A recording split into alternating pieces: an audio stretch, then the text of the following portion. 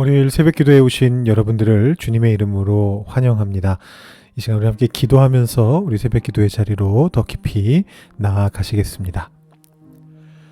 하나님 아버지 감사합니다. 오늘도 하나님의 말씀을 사모하게 하시고 주님의 말씀을 통하여 하나님께서 우리에게 들려주시고자 하는 그 음성에 귀 기울일 마음을 허락해 주시니 감사합니다. 이 이른 아침부터 우리가 주님 앞에 나와 엎드렸습니다. 주님 앞에 우리의 마음을 겸손하게 내려놓으면서 하나님께서 우리의 삶을 어떻게 이끌어 가실지에 대한 기대를 가지고 그 마음을 가지고 주님 앞에 기다리기 위하여 이 자리에 나왔습니다. 하나님, 우리 마음을 주님께서 붙잡아 주시고 보살펴 주셔서 오늘 하루를 살아갈 수 있는 힘을 오늘 말씀을 통하여 얻게 하시고 오늘 깨달은 그 말씀들이 오늘 우리 삶 속에서 실제로 이루어지는 것들을 볼 수 있도록 우리와 함께하여 주시옵소서. 때로 우리가 좋은 생각을 가지고 좋은 의도를 가지고 했던 일들이 안 좋은 결과를 가져올 때를 보게 됩니다. 하나님, 그러나 하나님께서 우리와 함께해 주실 때 그런 일들도 하나님 앞에서 합력하여 선을 이루는 것을 발견하게 될 줄로 믿습니다. 주님께서 오늘 하루의 삶 속에 주의 성령을 보내어 주셔서 주님의 능력으로 우리의 영혼을, 우리의 삶을 주님의 장중에 붙잡아 주시옵소서. 감사드리며 예수님의 이름으로 기도드립니다. 아멘. 오늘 우리에게 주시는 하나님의 말씀은 마태복음 15장 1절부터 20절까지의 말씀입니다. 마태복음 15장 1절부터 20절까지의 말씀을 봉독하도록 하겠습니다. 그때의 바리새인과 서기관들이 예루살렘으로부터 예수께 나와 이르되 당신의 제자들이 어찌하여 장로들의 전통을 범하나이까? 떡 먹을 때에 손을 씻지 아니하나이다. 대답하여 이르시되 너희는 어찌하여 너희의 전통으로 하나님의 계명을 범하느냐? 하나님이 이르셨으되 내 부모를 공경하라 하시고 또 아버지나 어머니를 비방하는 자는 반드시 죽임을 당하리라 하셨거늘 너희는 이르되 누구든지 아버지에게나 어머니에게 말하기를 내가 드려 유익하게 할 것이 하나님께 드림이 되었다고 하기만 하면 그 부모를 공경할 것이 없다 하여 너희의 전통으로 하나님의 말씀을 피하는도다. 외식하는 자들아, 이사야가 너희에 관하여 잘 예언하였도다. 일러스되 이 백성이 입술로는 나를 공경하되 마음은 내게서 멀도다. 사람의 계명으로 교훈을 삼아 가르치니 나를 헛되이 경배하는도다 하였느니라 하시고 무리를 불러 이르시되 듣고 깨달으라. 입으로 들어가는 것이 사람을 더럽게 하는 것이 아니라 입에서 나오는 그것이 사람을 더럽게 하는 것이니라. 이에 제자들이 나와 이르되 바리새인들이 이 말씀을 듣고 걸림이 된 줄 아시나이까? 예수께서 대답하여 이르시되 심은 것마다 내 하늘 아버지께서 심으시지 않은 것은 뽑힐 것이니 그냥 두라. 그들은 맹인이 되어 맹인을 인도하는 자로다. 만일 맹인이 맹인을 인도하면 둘이 다 구덩이에 빠지리라 하시니 베드로가 대답하여 이르되 이 비유를 우리에게 설명하여 주옵소서. 예수께서 이르시되 너희도 아직까지 깨달음이 없느냐? 입으로 들어가는 모든 것은 배로 들어가서 뒤로 내버려지는 줄 알지 못하느냐? 입에서 나오는 것들은 마음에서 나오나니 이것이야말로 사람을 더럽게 하느니라. 마음에서 나오는 것은 악한 생각과 살인과 간음과 음란과 도둑질과 거짓 증언과 비방이니 이런 것들이 사람을 더럽게 하는 것이요 씻지 않은 손으로 먹는 것은 사람을 더럽게 하지 못하느니라. 아멘. 얼마 전에 마태복음 설교를 드리면서 바리새인들이 계명을 잘 지키기 위해서 추가로 가이드라인을 만들었다라는 그런 말씀을 드렸었습니다. 혹시라도 단 하나의 계명이라도 어기면 안 되기 때문에 아예 계명을 어길 상황을 만들지 않으려는 그런 시도였죠. 제가 비유적으로 설명을 드렸었는데 밀가루를 입에 대면 안 된다라는 의사 진단을 받고 나서 집에 밀가루를 다 치우고 심지어 집 밖에도 밀가루가 혹시 바람에 날리지 않도록 밀밭을 불태워버리는 행동과 비슷했다, 이렇게 말씀을 드렸는데요. 나름 좋은 의도였습니다만, 계명을 잘 지켜야지 라는 좋은 의도였습니다만 이러한 의도가 정형화가 될 때마다 늘 문제가 발생하게 됩니다. 주변적인 것이 핵심적인 것으로, 덜 중요한 것이 가장 중요한 것으로, 불필요한 것이 꼭 필요한 것으로 바뀌는 그런 일들이 벌어지게 되는 것이죠. 오늘 말씀에서 이야기되는 이 장로들의 전통도 바로 그러한 바리새인들의 가이드라인을 말하는 것입니다. 오늘 문제가 된 전통은 음식을 먹을 때 손을 씻는 그런 전통이었습니다. 이게 무슨 종교적인 전통인가 싶으실 수도 있는데요. 이것은 아주 종교적인 전통입니다. 이 단순히 내가 손이 더러우니까 음식 먹기 전에 손을 씻어야지 이런 개념이 전혀 아닙니다. 손이 더러우면 손에 묻어있던 세균이 음식과 같이 침투해가지고 복통에 걸릴 수 있다, 식중독에 걸릴 수 있다라는 사실을 인류가 알게 된 것은 극히 최근의 일입니다. 그 이전 시대 사람들은 그런 어떤 위생에 대한 개념을 갖고 있지 않았습니다. 이 당시 사람들이 음식을 먹기 전에 손을 씻은 것은요, 위생 때문이 전혀 아니었고요, 종교적인 정결을 지키기 위함이었습니다.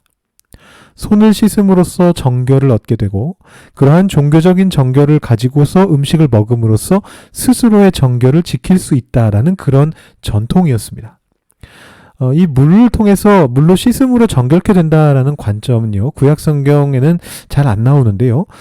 구약의 좀 후기 시대에 와서 생겨나게 돼서 신구약 중간기 시대에 크게 발전하게 된 어떤 그런 개념입니다. 그래서 보시면 에스겔서에서 성전으로부터 물이 흘러넘쳐서 그 물로 주변이 살아나게 될 것이다라는 비전을 보여주는데 그것이 거의 최초까지는 아니더라도 초반부의 일입니다. 이 물로 깨끗해진다라는 개념을 보여주고 있는 굉장히 초반부 사건이고요. 신구약 중간기의 문헌인 외경, 유딧기, 구약 외경 유딧기 같은 경우에 보면 유딧이 홀로페르네스라고 하는 그 장수를 죽이러 가기에 앞서서 샘에서 몸을 씻으면서 종교적인 정결함을 회복하는 이제 그런 장면들이 나옵니다. 그리고 이제 이러한 전통이 신약 시대에까지 영향을 줘서 마침내는 이제 우리가 잘 알게 되는 세례 예식이 개발되게 되는 것이죠. 세례 요한이나 예수님이 회개를 촉구하면서 세례를 주셨을 때 그 세례는 이렇게 물로써 종교적인 정결을 얻게 된다라는 그 당시의 어떤 전통 아래에서 생겨나게 된 어떤 새로운 관습이었던 것입니다.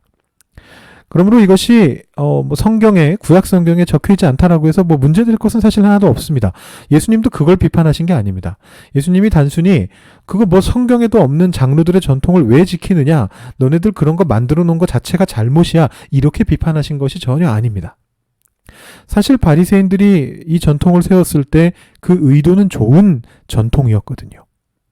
예수님께서 말씀하신 것은 뭐냐면 그 좋은 의도를 잘 살리고 있느냐라는 그런 질문이셨습니다. 바리새인들이 음식을 먹기 전에 이 손을 씻는 전통을 만든 것은요, 사실 굉장히 좋은 의도를 가지고서 했던 일입니다. 앞서 말씀드린 것처럼 애초에 이 물로 씻어서 종교적인 정결을 얻는 것은요, 원래 그 일상과는 아무런 상관이 없는 성전 제의와 관련된 그런 것들이었습니다.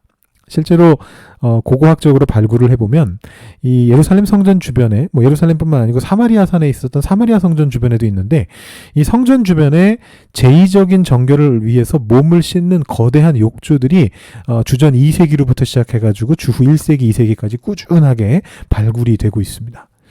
이 성전에 가서 하나님께 제사를 드려야 되는데 그 전에 내가 정결함을 얻고 싶은 겁니다. 그래서 몸을 씻었던 겁니다. 그것이 주후 한 3, 4세기부터 시작해서 2세기를 거치면서 발전됐던 원래의 전통입니다. 종교적인 정결을 가지고 예배의 자리로 나아가는 것입니다. 그리고 이 전통은 당연히 사람들의 일상생활하고는 유리돼 있었습니다. 이건 예배하러 갈 때, 제사를 드리러 갈 때, 성전에 갈 때 필요한 것이지, 나중에는 이제 회당에 갈 때도 이제 그런 것들이 필요해졌는데, 어쨌든 그런 어떤 교회에 갈 때만 필요한 것이지, 삶 속에서는 그런 종교적 정결이 꼭 필요한가? 이런 생각을 하게 되었던 거죠. 근데 바리새인들은요, 아주 좋은 의도를 가지고 이 전통을 자신들의 일상생활에 접목하는 것입니다. 이런 문제의식을 가지고 시작하는 거예요. 왜 교회에 갈 때만 정결해야 되지? 삶을 살아가면서도 정결하면 안 되나? 이 문제의식이 그 당시 바리새인들이 가졌던 생각이었고요. 이 높이 평가하는 것이 마땅한, 어제 김요한 목사님께서 설교하시면서 과제를 하셨는데 에이플을 받을 수 있을까 이런 얘기를 하셨는데, 제가 왜 에이플을 저에게서 받으셔야 되는지는 모르겠습니다만, 목사님께서 말씀하신 것처럼 이 바리새인들의 이 생각이 정말 A+를 줘야 마땅한 아주 참신한 시도였습니다. 밥 먹기 전에도 하나님 앞에서 정결하자.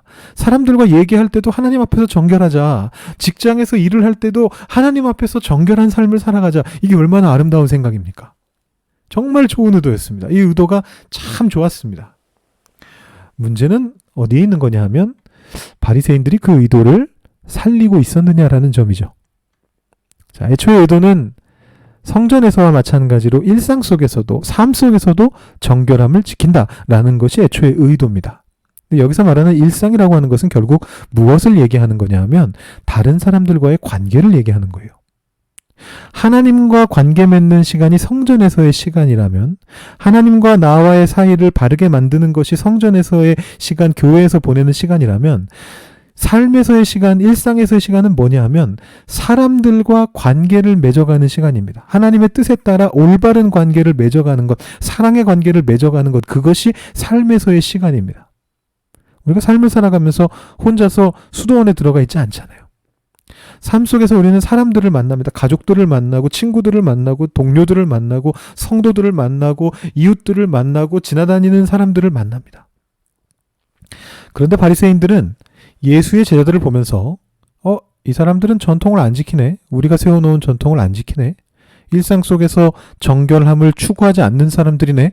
이 사람들은 잘못된 사람들이네. 라는 판단을 하였습니다. 이 시점에서 그들은 자기들이 세운 전통의 좋은 의도를 저버린 것이죠. 다른 사람과의 관계를 회복하기 위해서 일상 속에서 정결함을 갖자라는 것이었는데 거꾸로 관계를 어그러뜨리는 방향으로 자신들의 전통을 사용한 것입니다. 일상생활에서 정결해야 돼. 우리 뜻대로 안 하는 사람들은 다 정결하지 않은 사람들이야. 부정한 사람들이야. 이렇게 말함으로써 처음에 그 세웠던 의도, 왜 일상에서 정결해야 하는가에 대한 생각을 못하게 돼버린 것입니다. 예수님께서 바로 이 점을 분명하게 지적하시는 거죠. 예수님께서는 그 바리새인들의 어떤 태클, 거기에 대해서 답하는 대신에 새로운 이슈를 가져오십니다. 이게 말을 돌리시는 것처럼 보일 수도 있습니다만 이 당시에 어떤 그 랍비들의 논쟁 속에서 어떤 신학적인 논쟁을 하는 아주 정상적인 그런 방법이었습니다. 랍비들이 하는 이 논쟁에서 어떤 관련된 다른 주제, 관련되지만 같은 주제는 아니고 좀 다른 주제를 가져와서 앞의 주제에 답하는 방식이 아주 흔하고 일반적인 방식이었는데요. 여기서 예수님께서도 또 다른 전통과 관련된 상황을 가져오십니다. 너희들은 왜 전통으로 하나님의 말씀을 피하느냐?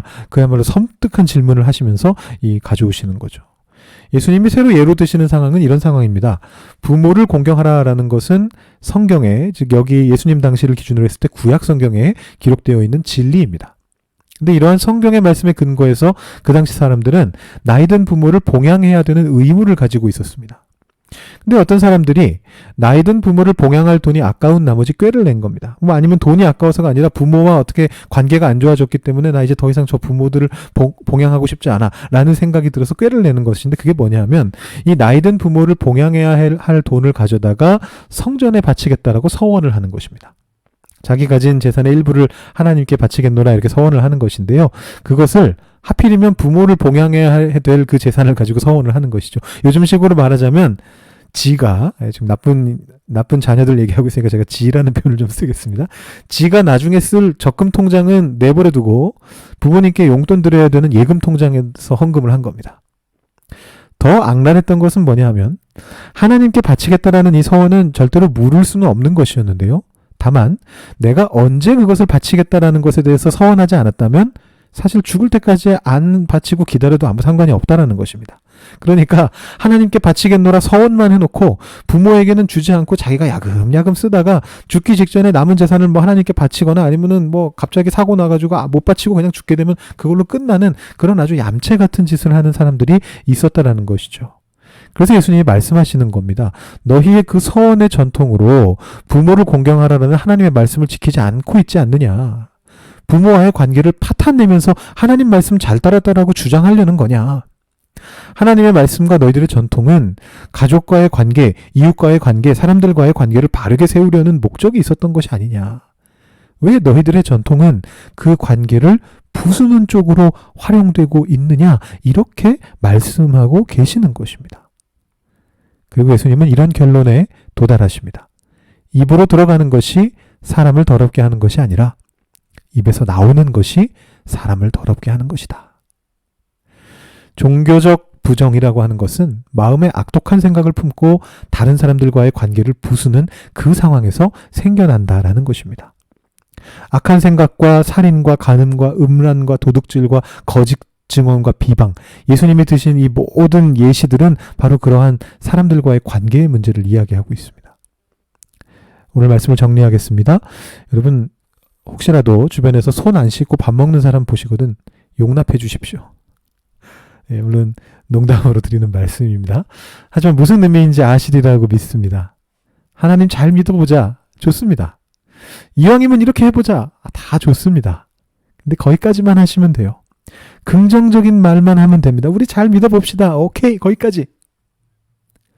내가 생각하는 대로 다른 사람이 안 움직인다고 해서 다른 사람의 어떤 종교적인 마음, 그 사람의 어떤 영성, 그 사람의 어떤 신앙을 비난해서는 안 됩니다. 주일에 교회에 빠지지 않고 잘 나오는 사람이 있으면 칭찬하십시오. 좋은 겁니다. 칭찬해 주십시오.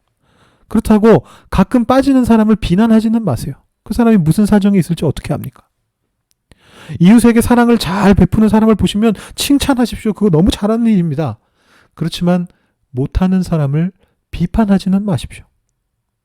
여러분 마음속에 악한 생각 대신에 착한 생각을 품으시고 살인과 간음과 음란과 도둑질과 거짓 증언과 비방의 가치관 대신에 사랑과 자비와 희생과 긍휼과 오래 참음과 은혜의 가치관을 여러분 마음속에 심으십시오. 그리고 나서 다른 사람들에게 나아가십시오. 그래야 삶 속에서 사람들과의 관계 속에서 진정한 거룩을 이루시는 여러분들 한 분 한 분이 다 되시기를 주님의 이름으로 축원합니다. 이 시간 기도하실 때 우리 계속해서 튀르키예와 시리아를 위해서 기도하고 있습니다. 여러분 지진 피해를 당한 이들을 위해서 기도해 주시고요. 오늘 말씀 생각하시면서 우리의 마음속에 다른 사람을 너무 비판하고 판단하는 마음을 가지는 것이 아니라 좋은 의도를 잘 살릴 수 있도록 하나님 말씀의 참뜻을 잘 살려낼 수 있도록 그래서 우리 삶 속에서 다른 사람들에게 사랑과 자비와 희생의 그 가치관을 가지고 그들과의 관계 속에 진정한 거룩을 이루는 여러분들 한 분 한 분이 되시고 오늘 하루가 될 수 있게 해달라고 그렇게 기도하시고 여러분들의 개인적인 기도를 하시고 오늘 새벽 기도를 마치시기 바랍니다. 기도하겠습니다.